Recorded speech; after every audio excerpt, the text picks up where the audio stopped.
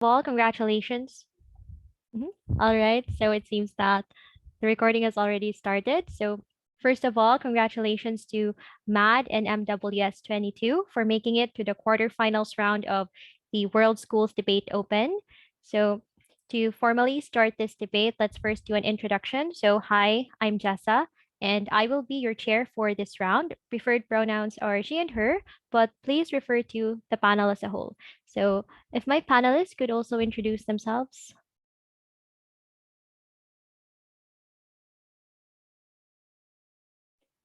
Hello, Ernest, he, their pronouns. Congrats and good luck.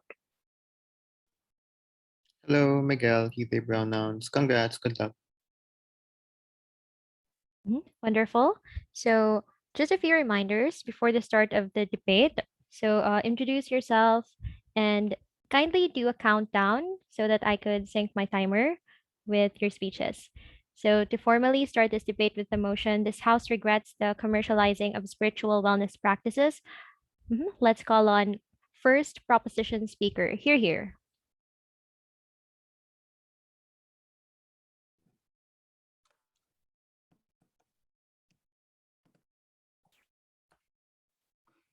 Thank you, Chairperson. Am I audible? Yes, you are. Okay. Thank you. Um. Okay. My name is Hannah Lee, and I'll be speaking PM for this round. I prefer verbal POIs, and my time begins in 3, 2, 1. So I want to make it very clear that this debate is not whether spiritual wellness practices are good or not, but it's really about whether commercialization of these spiritual wellness practices is good or not. We proudly say that on side proposition that this commercialization of spiritual wellness practices is significantly bad, and we'll be proving this through all of our speeches. So I'll be doing four things in my speech. Firstly, I'll be explaining our model. Then secondly, I'll be introducing our first argument as to why this disrespects the origin of these indigenous groups. Then secondly, I'll be talking about why individuals are unlikely to feel spiritual health. And fourthly, I'd like to be talking about why commercialization is worse for the environment. And lastly, if I do have time, I want to be preempting a case by side opposition. Firstly, on our model. On proposition, we prefer a world where the practices are not commercialized and is rather used among the indigenous group or on a scale of people that is far smaller than the ops preference, like within a specific suburban village.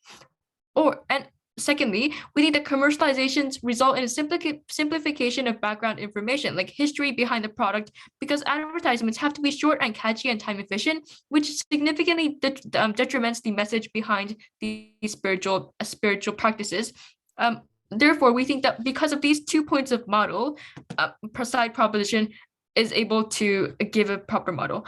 Firstly, I want to be explaining as to why this disrespects the origins of the indigenous groups. We have 2 reasons why. Number one, we think that it disrespects the practice of spiritual wellness itself. But secondly, it also significantly disrespects the indigenous people. So I'll be explaining the first point as to why it disrespects the practice of the spiritual wellness itself. I would like to begin by talking about what exactly is spiritual wellness. We think that spiritual wellness is something about connecting with nature, connecting with your mind without intervention, things like commercialization, right?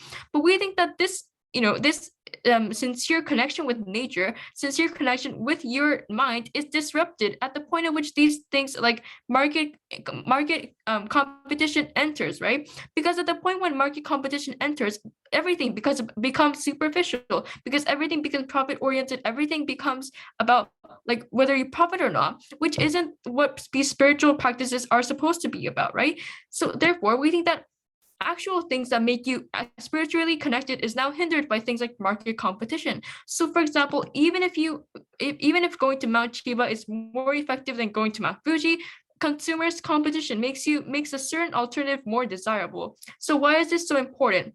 We think that people who turn to spiritual wellness are people who don't turn to commercial means to treat themselves, and these people are, as mentioned in the inflow side, are usually people like indigenous people who have little alternatives compared to other individuals. We think that these people are going to be further marginalized on our side of the house, which directly leads me on to my second reasoning as to why it directly disrespects the indigenous people. These people are disrespected because firstly, they're being strawmanned and exploited by the rich people. The reason why this is likely to happen is because reasons. No, thank you. Number one, this is likely to happen because they have little knowledge of the spiritual importance of these traditions and only really care about the profit. But number two, because of the high demand for spiritual release in the status quo, there's high competition. This leads to changes in the practices themselves for profit oriented reasons, i.e., they change the event to be more flashy or time efficient, and this leads to and this diminishes the actual meaning behind the practice. But secondly, this leads to less recognition for the indigenous people because no longer are these practices centered around the indigenous, but it's really about flashiness or efficiency, which isn't something that we want to be supporting on our side. But moreover, we think that the history of these indigenous people are going to be ignored, right? Because notice in our model, we talked to you about the fact that these advertisements have to be short and flashy. That is the reason why things like historical context or things like the real meaning behind these practices are not going to be displayed. We think that this is a significant harm considering the importance behind these spiritual practices, right? But thirdly, we think that this is significantly harmful for these indigenous people because these indigenous people are no longer going to be able to use their resources really well. This is to say that the commercialization of these spiritual practices are going to lead to these companies or like individuals that don't really care about these spiritual practices actively using nature for their own profits. So that is the reason why they don't really care about they don't really care about being environmentally friendly or environmental. No, thank you, because they don't really care about that. And therefore we think that this leads to significant harms using too much natural resources, leading to disastrous harms on the environment. I want to be moving on to my second point as to why individuals are unlikely to feel spiritual health on their side of the house. Two reasons why. Number one, we think that there's this thing called commercial consumerism culture in which you can't stop, and there's always things that are better than your spiritual health.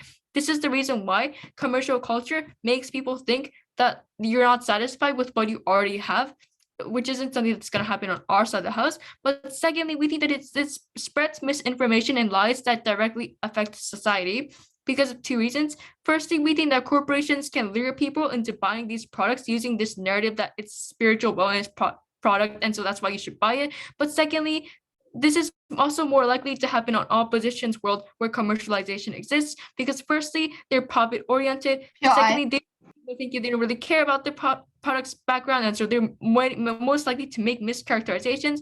But thirdly, it's really extremely detrimental because they can get away with these accusations because they have a lot of money, right? So this looks like, for example, Apple lying about extreme labor conditions in Africa, but even if they were found, they're just able to pay off with their money or pay off with their reputation or whatever. This is significantly harmful because this not only harms this not only harms the reputation of these companies, but also the reputation of these spiritual practices, which is going to directly negatively affect and disenfranchise the indigenous people. Thirdly, I want to briefly explaining as to why commercialization is Before actually bad. 7, please engage. No, thank you. Thirdly, as to why commercialization is worse for the environment. We think that in the long term, what happens when you commercialize these kind of products, the commercialization of these spiritual wellness goods is that because of the characterization that we give to of these like companies or people, these companies, that they don't really care about the environment as much as these indigenous people do. What they are going to likely to do is that they're just going to try to benefit from these things. They're not really going to care about the environment, and therefore the environment is going to be significantly harmed. But the real harm is that the environments that they're going to harm is the environment in which indigenous people live in. This is to say the most disenfranchised people in society. We think that the side opposition is disenfranchising the most desperate and most vulnerable people in society, which is what we're trying to protect on side government. But lastly, I want to be preempting a case that's probably going to come from side opposition, which is to say that spiritual practices are going to be better on their side of the house because indigenous members are decreasing in number and so are their practices. But the rebuttal to this is that even if the commercialization might lead to more profit or might lead to more recognition of these practices, this is a wrong way to do this, right? Because this means that you're losing the actual spiritual wellness of these practices, and you're making these things like profit oriented, which isn't something that we want to do on our side of the house. You're spreading the wrong kind of message. That's why we think that this is a problem solution mismatch we're so proud to propose. Thank you for that fine speech. To open up the clash of opposition, let's call on first opposition speaker. Here, here.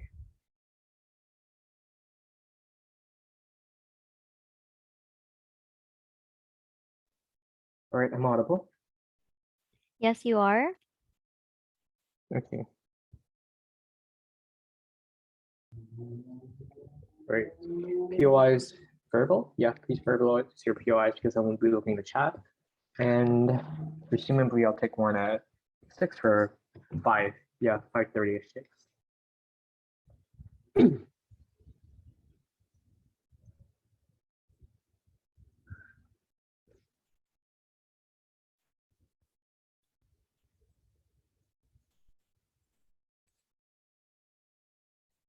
All right, speech starting 3, 2, 1. We believe on a side of opposition that a world where indigenous culture are viewed very negatively in status quo and is viewed as a taboo and oftentimes discriminated to a great extent, or perhaps are literally dying off because there isn't any forms of literally in status quo, people don't have any forms of incentive to literally research and understanding of them. We believe on the side of op that the commercialization is the ultimate sophistication towards solving these forms of problems, and we're very proud to oppose. This speech is simple, 3 lines of argumentation. First, on the principles why it's justified for these people to sell these products, commercialize it. Second of all, as to how more spiritual calmness in of itself is a good thing. And third of all, how this is a prerequisite towards creating larger societal acceptance towards indigenous culture and communities. Before that, couple there's a settlement, all rebuttals being integrated. First of all, what do we mean by commercializing? I think oftentimes it means that, for example, you have individuals registering companies to literally sell and promote these forms of products, to commercialize it and sell it for money. But second of all, when it looks at checks and balances, here's what Gov claims, that it is disrespectful towards these minorities because these individuals don't have any forms of incentive to check on these things. If I prove that these things do exist in status quo and to some extent they are feasible, that directly takes and tackles down half of the PM speech. So what are these things that exist? Within A, it looks like safety standards. Things like, for example, to literally not exploit your workers. But second of all, it looks like liability mechanisms. If you dare to exploit your workers, then you will get fined, for instance. Like look at H&M and status quo, and that is exactly their consequence if you dare to do so. Within these 2 checks and balances already exist. But third of all, it looks like color culture. It's like, for example, misrepresentation exists. Therefore, you're able things like social media, literally more individuals talking about it, and therefore you're able to call these things. But first of all, individuals are able to research on these things, right? But doing that, the commercialization is a prerequisite with this. I'll talk about more in my argument, but we can claim a normalizing effect on opposition. But second of all, we're talking like what do we mean? We're talking like spiritual wellness practices, and like what we're talking about infraslide, things like, for example, like meditation, things like holy crystals, things like the things in which we wear outside, the things that we practice in our daily life, the things in which we use externally. We're not talking about medicine over here. Let's move on to the first line of argumentation, then it's why this is principally justified. There's 3 parts to this. First, that's why it's a core value of wellness practice or a help to your body to help your body to be calm. We think it is in line with buying bath bombs and modern wellness practices. Why bath bombs can be commercialized, but this cannot, right? This is a question that fits in. But secondarily, I think it is well incentivized any product in of itself. Wellness does not have to be exclusive to indigenous communities, helping those who are in stress. Like literally when we're living in a society, in a capitalistic society, where literally individuals are so busy to literally chase out wealth and you're running out of time each and every day. We would argue that it's justified for individuals to literally access these things to begin with, because through the commercialization of it, we think we promote the accessibility. Moving on to the second layer of analysis, then we think it's justified to make money off your culture in of itself. We think this is things like, for example, you learning how to, for example, you know how to debate and you know how to coach, and therefore you're able to coach like a bunch of kids and therefore teach them how to debate. We think that in of itself is using the skills that you have within your circumstance, and therefore you're just making money off it and benefit off it. I think that's perfectly fine. They have to tell us exactly why indigenous communities are forbidden to do these things and cannot use their cultures and use its implications to benefit their community as a collective. We think this is your choice. We think this is an upliftment. We think this empowers these individuals. But the last piece of the principle then is why corporations actually sell them. This is like some form of mitigation. Okay, I'll talk about this more later. So that concludes the principles why this is justified. Let's move on to the let's move on to the second argument then on like more spiritual calmness and how this actually helps average individuals. How does this work? There's two things here. First, it tends to be market in of itself. It's like it's literally greener. It's more sustainable and like literally have natural alternatives to conventional medicine. But it looks like, for example, at a point which if you are a cancer patient and literally all therapists have failed, and you have like the last few months in your life that a doctor tells you it's already literally they're already telling you you cannot live, within literally opting for these forms of medicines that allow you to attain some form of peace within your mind, to attain inner peace in of itself is a net benefit for these individuals.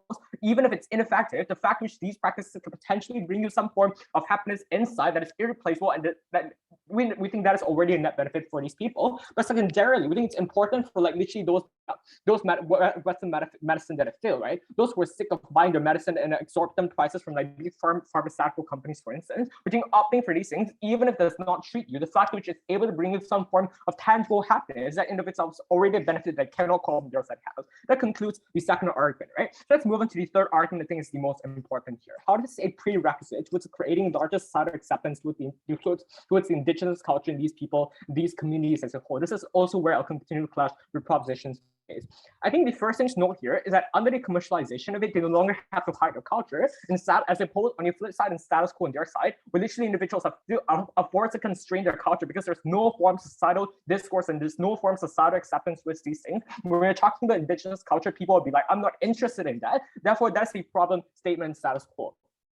Second of all, I think we think help these people in a couple of ways. First, I think it's in terms of job opportunities, right? So here's where they claim, oh, corporations want money, therefore they don't care about the product's background and therefore likely to misrepresent these people. We argue it's the direct opposite. Here are the reasons as why this is the case. First, because you know, if you open and you register a company that says that I want to sell these products, these like literally spiritual products, therefore you're more like the fact to which if you hire these indigenous people to be employees or to be like, for example, you're to actually seek information for them, that in of itself is already a reward to you because that ensures the genuinity of your product. But second of all, I think this is also a reason as to why more like to buy from you amongst the competitive nature of the market in itself. Because do note, if I were to buy spiritual rewards, for instance, obviously I know that perhaps there's tons of literally fake products out there. But if this company is able to say that I'm hiring this particular employee that is indigenous people, that comes from this particular tribe, that comes from these cultures to begin with, I'm more inclined to believe that those products they're selling are genuine. I'm more inclined to believe that those things they're selling are actually real and these aren't scams to begin with. That in of itself is a reason for corporations to hire these people. And what the benefit of this is these indigenous people are able to access these insurmountable amounts of job opportunities and therefore being able to make money. But I think the secondarily impact to this is then like the fact which these money that goes through these people can literally go back to benefit their own community as a whole, right? Like for example, initially they're living in an incredibly like if they're living in slums, for instance, or living like incredibly underdeveloped places, I think these monies are incremental towards developing the entire tribe and perhaps escalating the quality of life of these people as a whole. I think this is one that cannot call on their side. But secondarily, which is the most important, actually, if I'll take a point if there's any. 3, 2, 1. Let's move on. On cultural, more cultural exposure. Here's where they say that, I'm sorry, it's already time. So here's where they say, we will misrepresent people because we'll misrepresent people because of that. But I've mitigated that in the first years why corporations have an incentive to ensure the genuinity of the argument. But we say the comparative here is that even if that is true, on their side, these cultures are being watered down to a very good extent, which means to say there is no societal discourse whatsoever. It is non-existent to begin with. The comparative on our side is that even if it's literally like negative societal discourse, we believe you have the capacity to that's one. You have the capacity to correct it because do not, when societal discourse rises, when more people are talking about you, that in of itself means that these discussions will evolve over time. And if there are literally like misunderstandings about it, people will come in and call out those things and in of itself correct and then move on. That is the form of culture that exists on our side. On their side, the comparative is that these people, like literally no one knows about these people. These cultures are still incredibly undeveloped. These cultures are still left at the bridge of the stick of destruction. Second of all, it's a more incentive to talk but know about them, right? So second, like, we think you can also have like indigenous people coming out to clarify these things through the commercialization, assuming there are like the centric point of it, individuals also have buying power to them.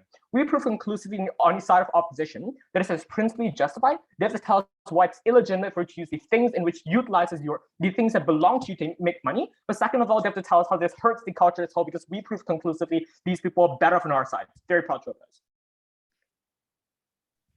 Thank you for that fine speech. To extend government's case, let's call on second proposition speaker. Hear, hear.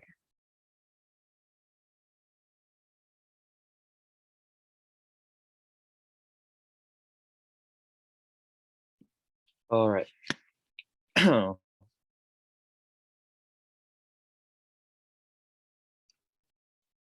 am I audible?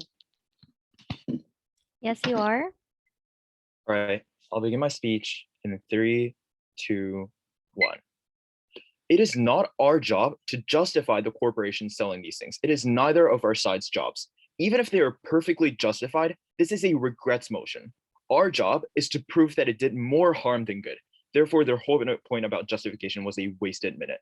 3 minutes, three things then. Firstly, which side is better for indigenous people? Secondly, which side is better for individuals? And then thirdly, I want to bring back our point about environment. So firstly, which side is better for indigenous people?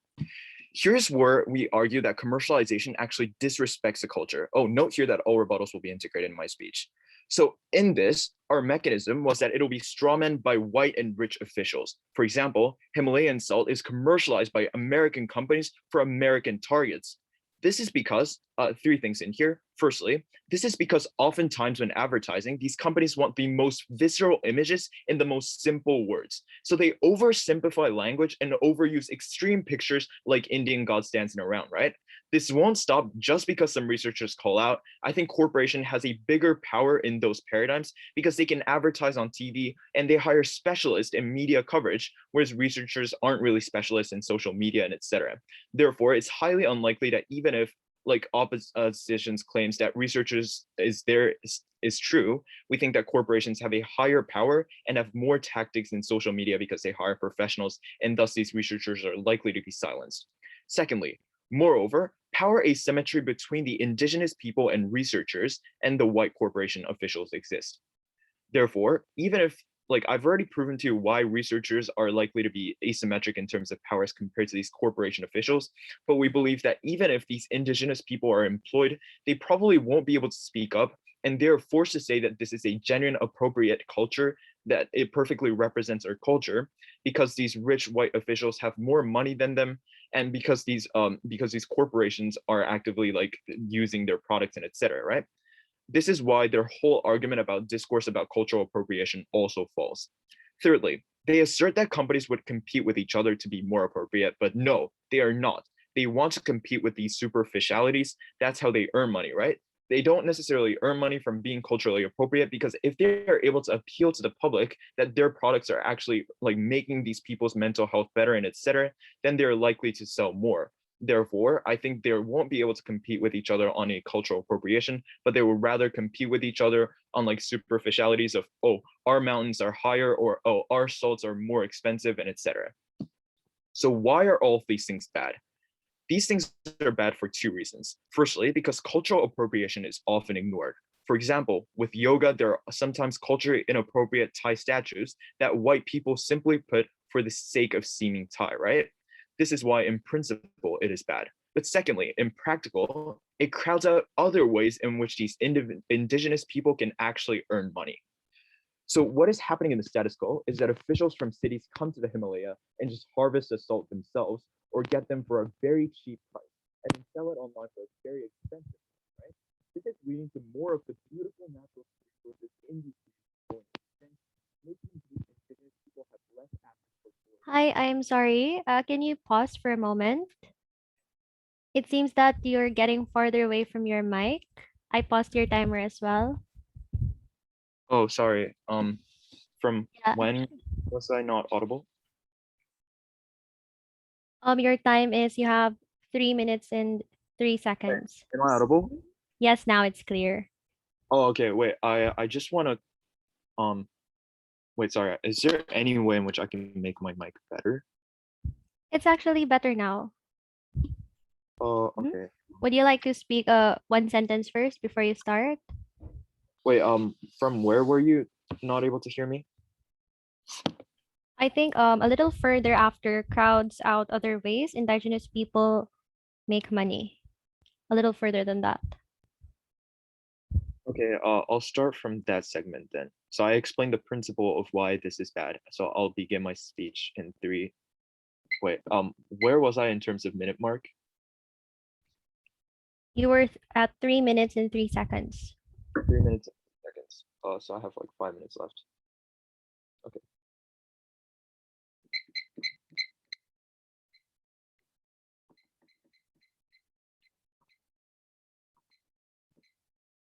All right. I'll re-begin my speech in 3, 2, 1. So now that I've explained the reason why in principle this is bad, now I'll explain why in practice this is bad. So it crowds out ways in which these indigenous people can actually earn money.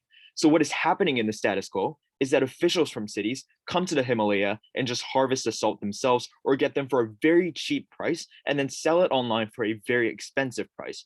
This is leading to more of the beautiful natural resources in these regions going extinct, making these indigenous people have less assets for tourism and etc. So this is making these indigenous people earn less. Okay, I'll take your POI.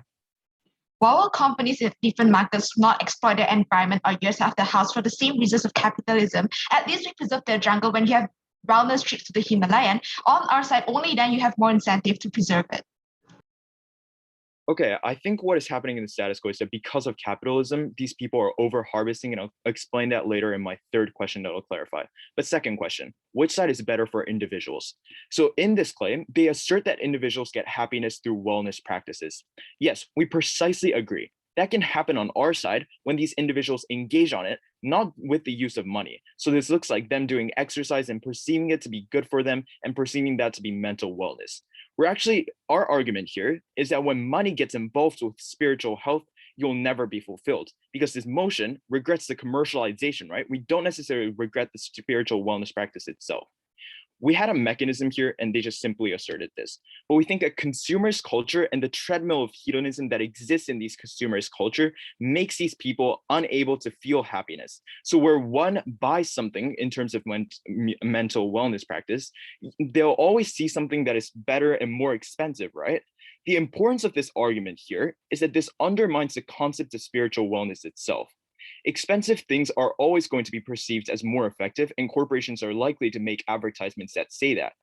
Therefore, on our side, we would actually be able to get more happiness when individuals aren't involving spiritual health with money, and thus they're likely to be fulfilled without knowing that there's better products or better ways and etc. So with that, thirdly, which side is better for the environment? So I want to expand on this, and I think this will also engage with whatever their POI was.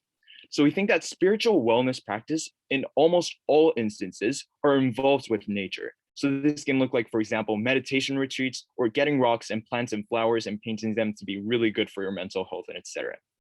This leads to a scenario where corporations overly harvest a certain region's rocks and salts to the point where the region actively suffers, right? The mechanism for this is the consumerist culture, where advertisers paint buying more of the goods good for your mental health and over glorify a certain region's salt or rocks to appeal to the mass public, right?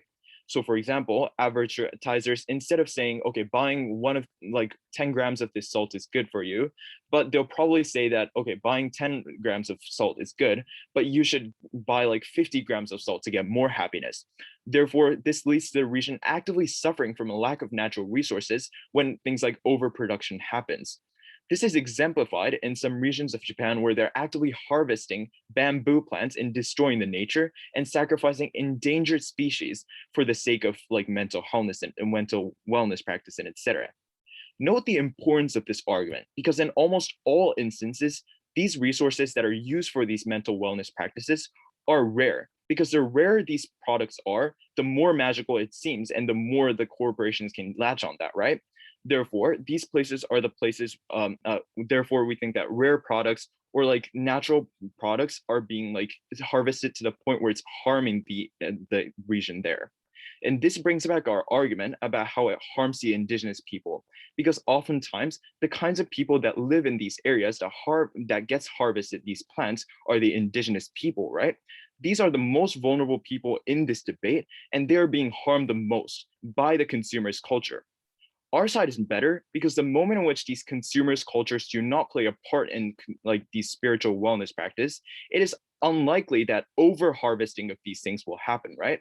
Okay, to some degree, we're willing to concede that some kind of consumption of these mental wellness practice will happen on either side of the house. However, the overproduction and the over harvesting of these things can be alleviated on our side when the mechanism for this, which was consumers culture, is non-existent. Therefore, nature can be protected on our side of the house, and thus we will be able to save the indigenous people better because they will be able to actually use those resources and do things like tourism. For all of those reasons, we are so proud to propose. Thank you for that fine speech. To extend opposition's clash in this debate, let's call on second opposition speaker. Hear, hear.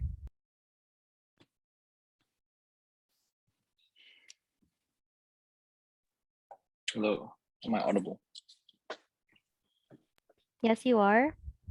Thanks. Just give me 1 second.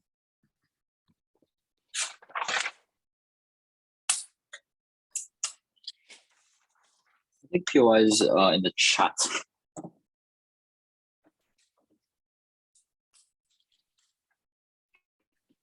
Starting my speech in 3, 2, 1. Speaker, Big Pharma has succeeded in holding the world sick and vulnerable in a pincer hold. We live in a world where it is possible for some dude named Martin Shkreli to spike the price of insulin for no other reason than because he can, where companies are able to create an opioid pandemic in the United States that continues to kill thousands per year and leave more addicted. Proposition runs a case that attacks capitalism at the core of its structure, but doesn't engage in the comparative that conventional medicine on that side of the house is an even bigger victim of the harms they identify. It even worse in terms of how it affects the environment. And for this reason, I think it's pretty clear which side is leading in this debate. But I want to talk specifically about their framing in this round. Because they were all like, this is a this house regrets motion. So we're talking about things like only these spiritual practices and how they affect the environment, how they affect indigenous communities. Obviously, this is just like a swirl of what actually they have to defend. Because even in the absence, because they have to realize, in the absence of these practices, what is the alternative for individuals who are seeking treatments other than conventional medicine? Because conventional medicine, I'll talk about a lot more about that later. But into the actual things that they tell us, the substantive.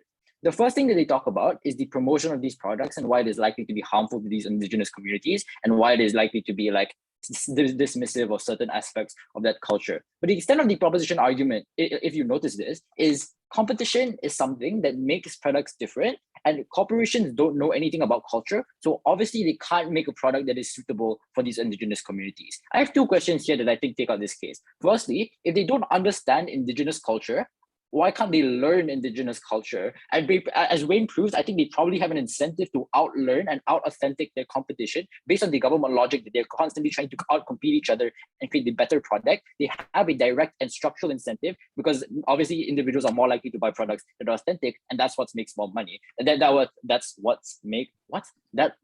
is what makes more money. But secondly, what cost to the environment are we talking about? Because this was a big part of their case, especially in DPM. I honestly don't see a clear reason why, for example, group meditations in the middle of the forest is going to destroy indigenous communities. Like if it is the case that these corporations are exactly destroying the forest, and this is the even if, number one, that is probably true of all products, right? So on that side of the house, they still have to defend these corporations doing the very same things for products that are not representative of these indigenous cultures, where they're unable to accurately express these indigenous people because according to them, they're like locked away in a forest somewhere. But secondly, even if they are destroying the forest, it's pretty easy to stop them. Like I'm unsure why exactly the comparative here and the analysis to prove why current regulations wasn't enough in stopping these companies. I think there had to be something there, but I'll move on to the second thing now. Because the real argument from their side of the house is about indigenous communities and why they are harmed. They tell us, even if indigenous people are employed, and this is dealing with something that Wayne said, even if they are a big part of the production process, they still can't speak up about things when it matters. This is literally just an assertion, right? Also, it is incredibly a narrow view of who exactly these people are. Because according to proposition, these individuals don't have any access to the way of communication other than talking to the business owner. Like surely indigenous communities are more than just a bunch of people living in the forest. They also extend to individuals who are perhaps living in the cities, but have indigenous communities within that city, even like extends to things like individuals who are like part of a global organization. The last thing I want to talk about is why corporations who create bad and inaccurate products will fail. This was something that Wayne, I think, took out, but he still wanted to bring it up. But the first thing I want to note is just markets are getting smarter and more aware. And I think this takes proposition's case at their best. Is even if people make dumb decisions, even if people make like really, really bad, like irrational decisions to buy things that like obviously not authentic to the culture, the reason why like for example, even if these are white people who are owning these companies, the comparative on that side of the house is nobody gets access to this culture. The culture dies out, and thus these indigenous people are harmed as a result. Before I tell you why, what do you okay, sorry. Before I tell you why spiritual wellness practices are essential, I'll take a few why. Okay, so the comparative in this debate is that without these spiritual wellness practices and these companies harvesting these natural resources, these indigenous people will have grounds to make tourism upon. Can you engage that, please? Okay, so without these corporations coming in with the billions of dollars, these indigenous communities, which you claim don't even have access to like normal forms of communication and social media, they can't speak about anything because they don't know how to speak English. Like these are people who are going to advance the tourism industry for these indigenous communities. Obviously, that can't be the case. I want to do now is paint a realistic picture. By the way, I said in the chat, I want to paint a realistic picture of the market for these products. Who exactly is buying these products? Because this is important, and I don't think proposition gives us any analysis onto the actual people who are buying, because obviously that changes the incentives of the corporation to pander to that specific group of individuals. The first thing I want to note is most consumers of the alternative medicine, because I want to note this is somewhat an alternative medicine, this thing about spiritual wellness practices, things like healing crystals. Most of these consumers are young and progressive. Why is this the case? Two reasons. Firstly, because they're not afraid of being alternative. They're not as affected by stigmas. So in the past, things like healing crystals were associated with things like the Wicca culture, with like witchcraft. I'm saying that right, witchcraft. And the problem with this is that there's a massive stigma put upon these individuals, and that a lot of people who are older generations were taught in school and taught by their parents to not go near people with these products,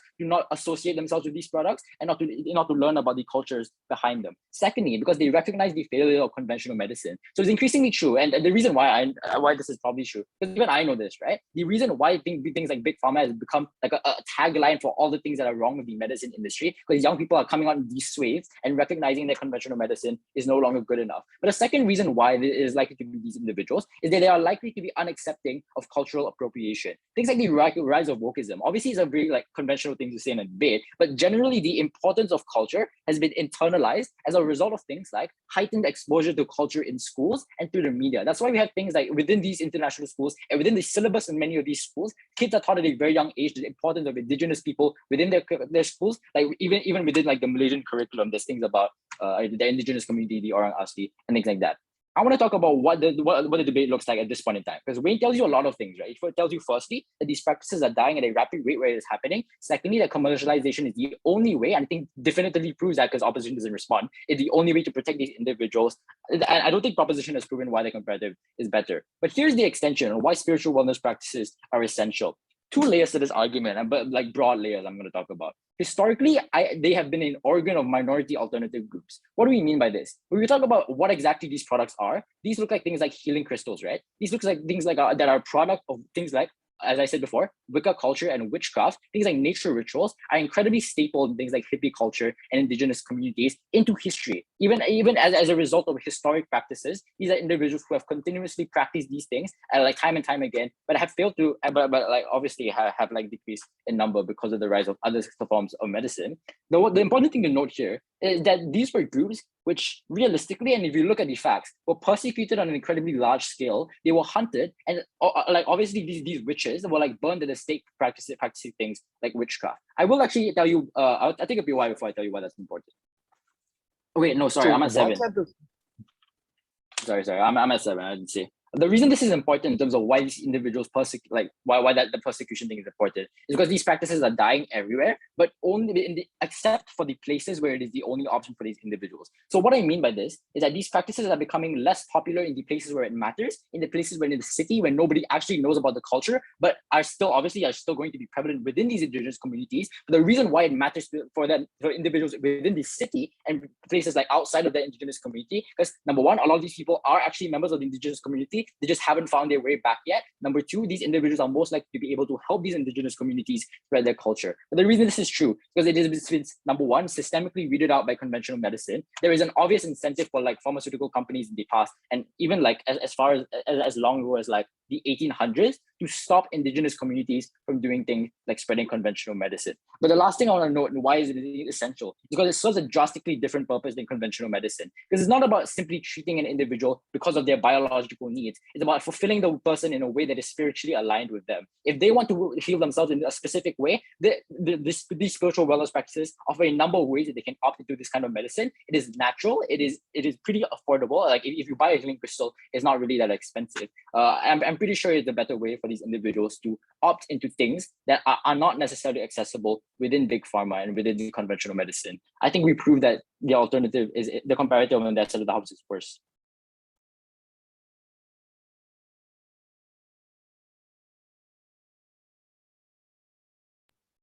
Thank you for that fine speech. So let's now call on Government Whip. You're here.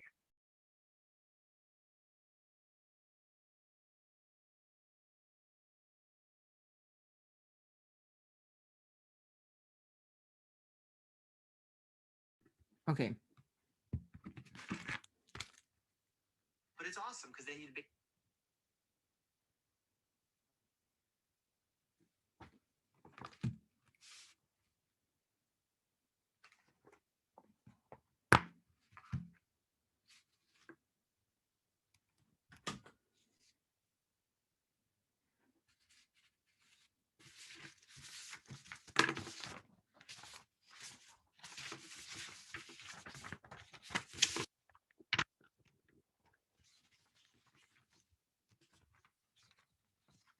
Right. Can everyone hear me? Can everyone hear me? Wait, am I not audible? Yeah, we can hear you. Oh, okay. Cool. Hi, sorry, I got disconnected. Oh. So again, let's call on Government Whip. You're here. Okay. Right.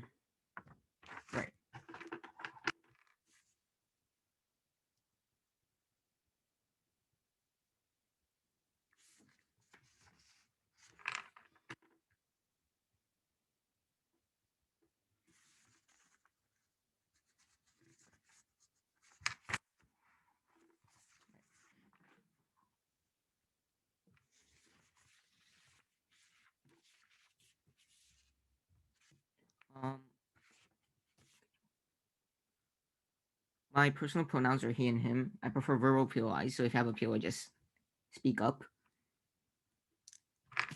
And my time starts now. I'd like to talk about three major things in my speech today. Firstly, I'd like to talk about which side is better for the indigenous people in this debate. Secondly, I'd like to talk about which side is better for the minority. And thirdly, I would like to talk about this principal justification that the opposition brings from their side of the house. So moving on to our first point, which is which side is better for the indigenous people. So the main argument coming from opposition is that there's no incentive to research indigenous people and there's no discourse without commercialization. They give you three mechanisms as to why on their side of the house it would actually increase discourse, which will overall lead to more focus on the indigenous community. Their first two mechanisms were about job opportunities for indigenous people and how they're going to be hired, right?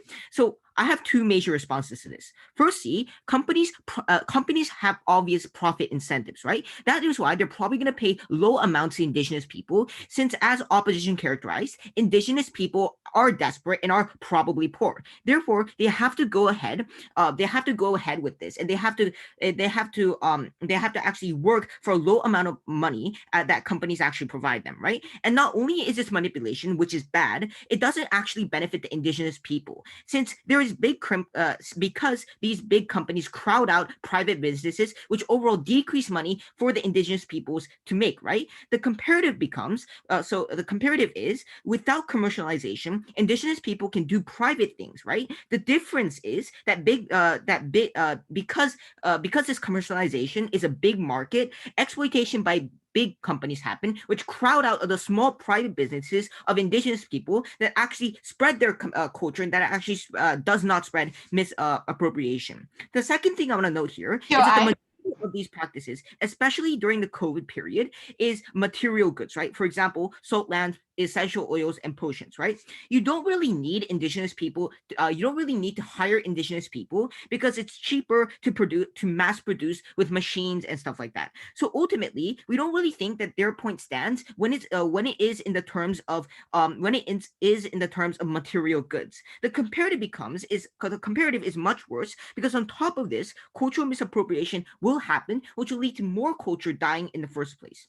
Now, the second thing that the third mechanism that they went with was about how the comparative is much worse because on their side, this courts an increased representation for the indigenous community. I have three major responses to this. Firstly, indigenous people are the minority. That means that they don't really have much voice in the first place, even if there is a lot more discourse. That is why you don't really see news articles talking about the indigenous people compared to, say, feminism or compared to LGBTQ motions, right? The second thing I want to point out here is that big corporations have the power here, right? Big corporations, they're financing these types of commercialization, right? And as opposition pointed out, they are financing indigenous people to actively play a role in commercialization. That means that the corporations have all the power here, and if they try to speak out, against the cultural misappropriation, the company could just silence them with money incentives and stuff like that. So ultimately, we don't really think that their point really stands. Now, the second thing. The third thing I want to point out is that we are able to prove that one, companies have no incentive to hire indigenous people because they are annoying when it comes to appropriate advertisements, and that will make it harder to profit. Secondly, there's no meaningful cultural discourse because the companies in capitalism do not have an incentive to do this because what they want is cheaper consumption, and authenticity is going to raise prices at the end of the day. And even if DLO claims that market competition is a good mechanism as to why companies look for authenticity, what they do is that they firstly wash out the practices by the indigenous people because they have a greater customer base, right? So, and this is harmful because the indigenous groups do not have any alternatives, right? And the company can turn to other alternatives and other profits. Moreover, it's likely that discourse doesn't happen. This is because the power asymmetry that exists that I already talked about, right? So ultimately, we believe that their side is worse for the indigenous people. Now, another thing that they said here, to our oral argumentation, is that the comparative is much worse because otherwise on our side of the house, culture is gonna die for indigenous people. But the reason why opposition is way worse is because on opposition, culture is still gonna die, right? Because of cultural misappropriation, they're gonna take because of commercialization and because of capital incentives, they're probably gonna change the culture so much to the point that it's unrecognizable to the original culture, right? So ultimately, we think that culture is gonna die on their side of the house as well. And on top of this, you're going to have harms of manipulation of the indigenous people and of other major harms that are first and second already elaborated on. So ultimately, we think that the comparative is much worse on opposition. That even if you do take your best case, we think that it's at least symmetric. Before I move on, yes. Why will people support your so-called private businesses if your culture is tabooed and always discriminated against?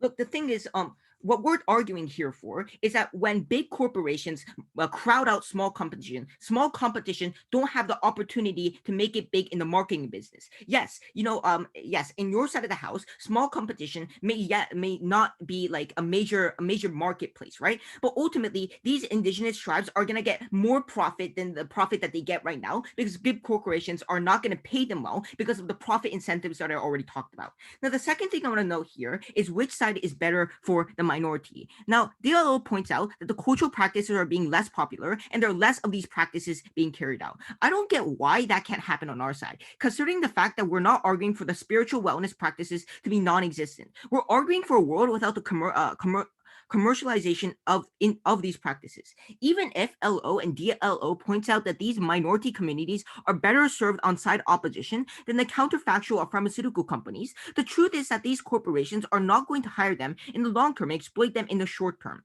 Moreover, these cultures are often shawmanned by these rich corporations, and it's very extreme variations of these cultures. So these cultures aren't actually being spread. It's a version of a culture that is offensive and that is very strawman that is actually being spread in society. So the counterfactual is much better when these fake products do not actually become the facts and the face of the culture itself. Now, which side? The thing that I also want to elaborate on is which side is better for society. Now, opposition argues on this frame that spiritual calmness comforts dying people and gives them inner peace. But I have one major response here is that this is very minor case, right? Because only people that are dying on their side of the house is going to benefit from this spiritual calmness. The majority are common people like you and me that are not dying, that actively buy these products because of the fake information that companies ultimately spread, like essential oils cures diseases, or salt lamps decreases the negative ions in the atmosphere. So ultimately, because people are reading on these misinformation and are believing this information, this ultimately leads to more harm for the majority. And we believe that this trade-off is worth it, because especially considering that the scale of the harm. Now, secondly, we believe that this is really not the we believe that it doesn't really give dying people inner peace, because it's ultimately just raising your hopes up that, well, you're gonna get cured, and then when you don't get cured, it just crashes down your hopes. Now, the third thing I want to elaborate on is is this principally justified? Now, we'll clearly note that this debate is not about principle justification, but about a comparison of what will happen on both sides of the house and why one side is better than the other. So I don't really get why opposition argued on their point about principle justification. For all these reasons, so proud to propose. Thank you for that interesting speech. So let's now call on opposition whip. Here. Just to check if I'm audible and visible. Yes, you are. All right, cool. I prefer POIs in the chat, but assuming I don't take you by 5 or 6, you can POI me verbally.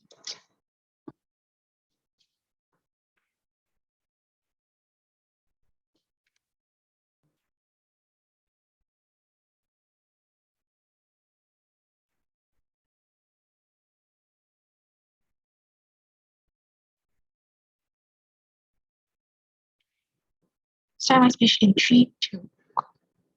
I think start of government in this case had argued a very generic case about why capitalism is bad, why environmental harms are bad, but not noticing that the same harms are likely to be symmetrical on either sides of the house.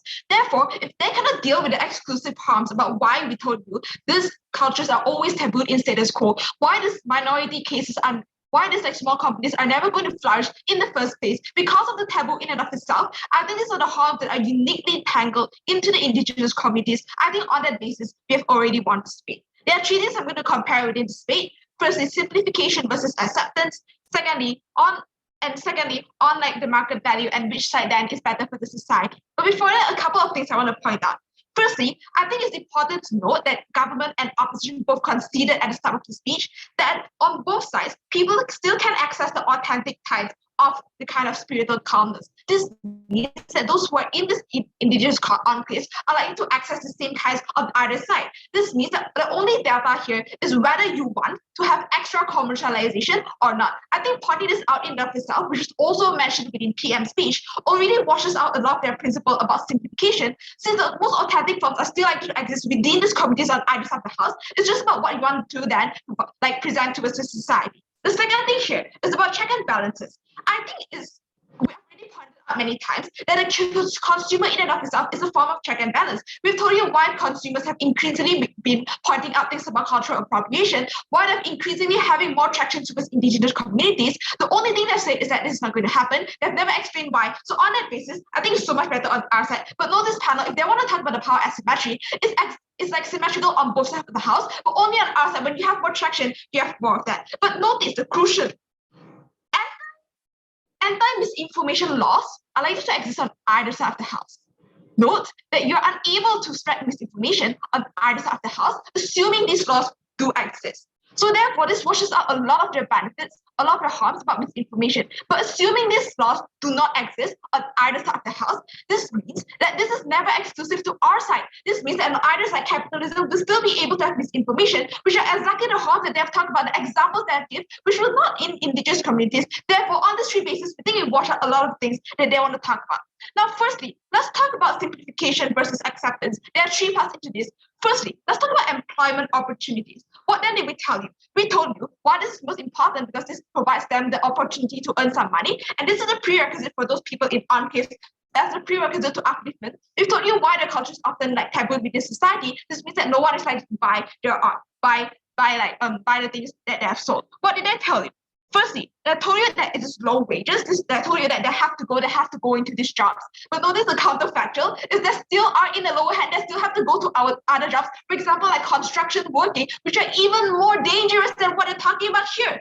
Notice panel, on either side, they will be in the lower hand. It's just whether you want to give an extra job opportunity, an extra opportunity for them to be needed or not. This means that on our side, we have more bargaining power when more people are wanting you to work for them compared to where you're only trapped into construction workers. I think that's bad enough itself. The second thing they told us is that you will wash out their small companies, so small companies cannot grow up.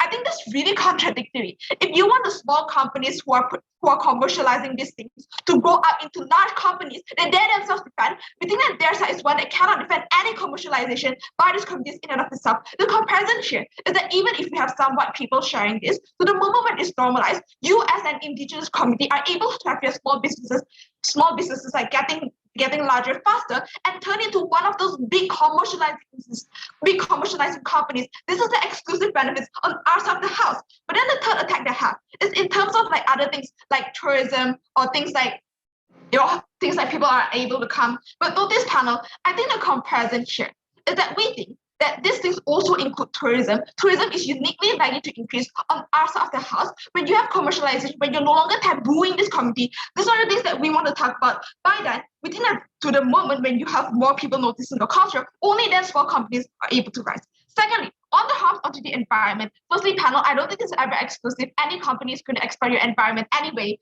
The unique difference here is that when you have these people going into like for example, having rituals, for example, doing yoga in your place. So even if they pollute the environment, maybe they throw garbage or whatever, the counterfactual is literally using your mountain for mines panel. I don't see why that is better on their side of the house. They have to defend these rules, like the worst kinds of harm are still likely to happen on their side of the house. But even if it happens, I think by then, the unique comparison here is that they're likely to be oppressed on either side of the house. The unique thing here is when they are the spotlight, when their culture is the spotlight, when they're the spotlight of discussion, we think by then they're uniquely able to speak up against the companies that are exploiting them for all or like miles or whatever. This means that if exploitation of all is likely to happen on either side of the house, it's better when they have the incentive to protect their environment for things like spiritual practices.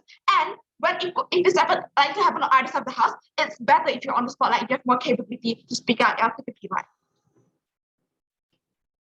3, 2, 1. No. Okay, so thirdly on the simplification. Yeah.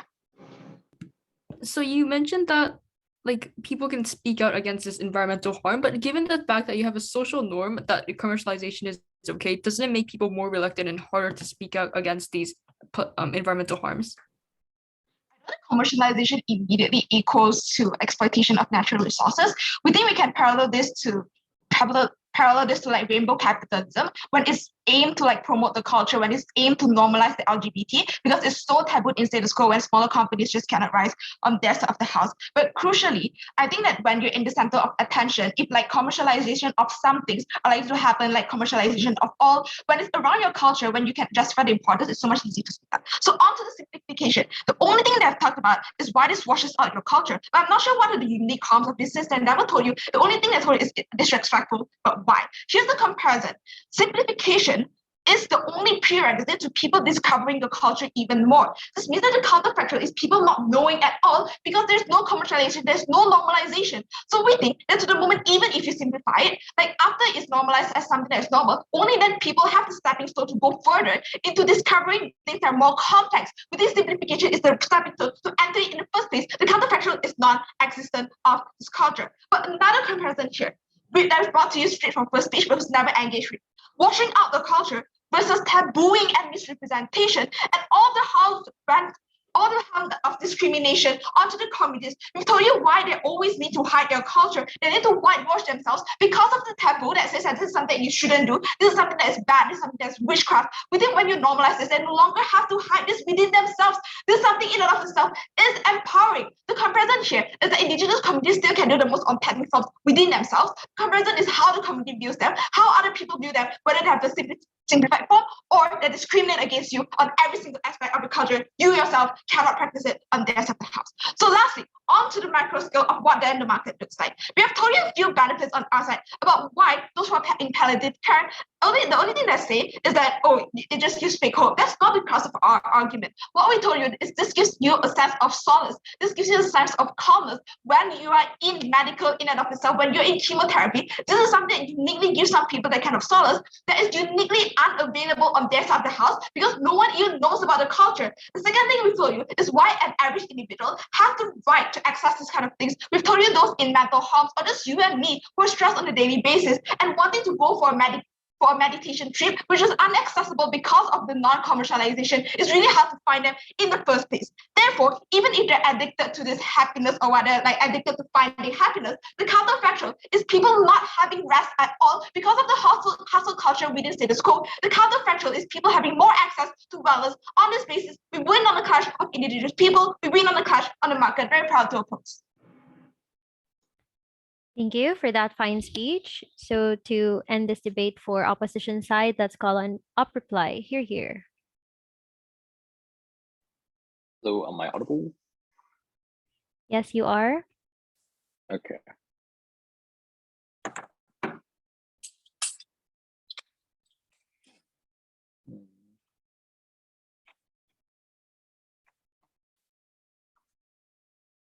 Okay, starting my speech in 3, 2, 1.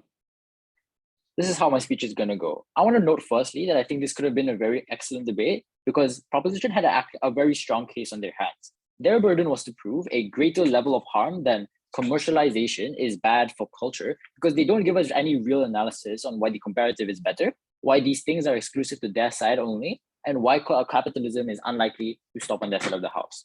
I want to talk about 3 things in this speech.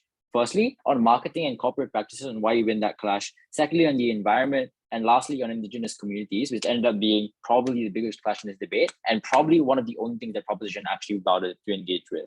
Firstly, on marketing and corporate practices, they give us a lot of reasons, and this is probably admirable, a lot of reasons why corporations in general profit from exploitation, why the capitalist system works the way that it does, why individuals and cultures in the past have sometimes been exploited for the benefit of these corporations. But the reason why this isn't as clear-cut as it is, because we told you that it has to be more specific than that, right? They can't just tell us in general that corporations have an incentive to do some specific things without engaging with the actual real incentive after incentive analysis that we give to you. Because Wayne tells you a lot of reasons why the consumer market is unlikely to be accepting of these things, why corporations are trending towards better practices and are likely to want to be as authentic as possible because of competition practices. I told you in a bunch of reasons why the consumer market is unlikely to be accepting of things that are exploitative of these indigenous communities. I think Supe wraps it all up and tells you why that is important. But Government Whip says that these marketing practices result in the buying of products that don't work. And this is probably the last part of the argument that actually is probably a substantive argument. And the response was pretty simple, and I think it was implied in most of our speeches. So the reason why these products are so important and the reason why they work, because if the marketing practices are such, they marketed that these products are going to be fail-safe, which is number one unlikely to happen because corporations are smarter than that. But let's say they don't work. Let's say in the best case scenario and proposition, these products actually end up not working. That you have a sickness and you buy a healing crystal or you go for like a nature meditation trip and they don't actually work. The reason this doesn't don't physically work, for instance. So maybe healing crystals don't actually boost your immune system. My question is, why does that actually matter? Because I don't think it was enough for proposition to be like, a product isn't going to work all the time, and so it should never be published, and so we should never be commercializing it. We should never be providing other individuals who it might work for the alternative to do so away from conventional medicine. And most of the time, these practices don't work biologically. They work in terms of spirituality and how you assume they're going to work. So most of these things are like placebo effects, right? And this is probably the first thing that Wayne said, is that most of these products are built around your will, like your will to heal. And it sounds corny, but like your ability to heal is kind of dependent on your capability to heal. And so this healing crystal is just like a placebo effect that helps you do that process. At the end of the day, if the consequence is a person who is sick buys a healing crystal and is now no longer sick, it doesn't matter whether or not the healing crystal actually works. It doesn't matter all the things that he had to go through. The end result is the same as any other conventional medicine, that he is healed. And as a result of this, we think it is probably okay to do that. But in terms of the environment, because I want to be like charitable here because it was pretty interesting. Like maybe proposition proves that the extraction of these crystals or the use of indigenous land like detracts like from the principle of like protecting indigenous land or like the environment in general. There are a few things to remember here. Firstly, proposition doesn't actually prove it is impossible to commercialize without doing these things. Like the reason this becomes important in the frame of Wayne's argument about creating like a societal like, acceptance of this culture is if it is impossible, in fact, to create commercialization without actively engaging these indigenous communities, they haven't given a reason why, number one, but also why are corporations going to do that in the first place? Because that is obviously not beneficial for them. I think it's wholly possible for these rituals to not affect these indigenous communities at all. But lastly, on these indigenous communities, we told you three things. Firstly, that this creates opportunities for them to expand their culture or form a deeper connection with it. Secondly, making this product as accessible as possible, which by the way, is like a callback to the argument I gave. It was like a tagline I forgot to say in my speech, serves as recompense for the centuries of oppression that we inflicted upon them. So this debate had to be weighed on a scale of incentives, right? I think opposition is the team that gives you the incentive of corporations to cooperate with these indigenous communities, gives you the incentive of these indigenous communities to want to have this happen, and tells you the incentives of consumers to not tolerate corporations who don't do this. Thank you for that fine speech. So to formally end this debate, let's call on GovReply. Hear, hear.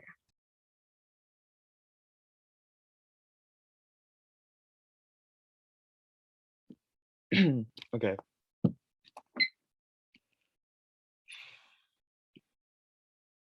Okay, I'll begin my speech in 3, 2, 1. Panel, note importantly that this debate is not traditional medicine versus spiritual wellness practice, and this debate is certainly not about whether spiritual wellness practice is good or not. On both sides, spiritual wellness practice exists. The difference is that on their side, it is commercialized. This was the grounds that they had to debate on. Firstly, which side is better for indigenous people? Secondly, which side is better for individuals that are not indigenous? Thirdly, which side is better for the environment? Firstly, which side is better for indigenous people? In here, the biggest clash I think was on cultural appropriation. Opposition in here says that call-out culture and researchers exist to correct these capitalist companies.